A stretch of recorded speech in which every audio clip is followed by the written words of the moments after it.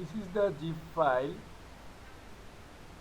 uh, Click mouse right button and extract here. Then you get this file. Please open this file and open click this HTML file. It open your browser. Then go to your Gmail, go to settings, see all settings, go to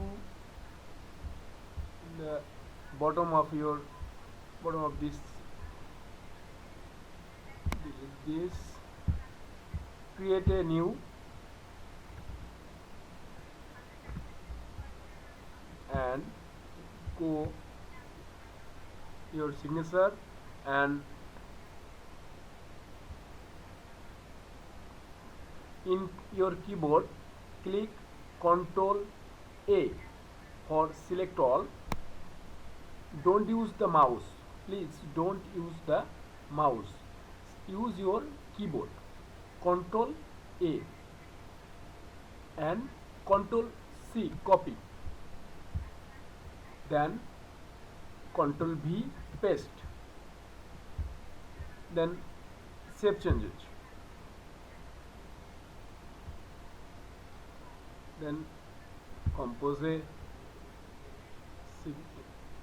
then you can see this signature in your Gmail, Outlook and the other site.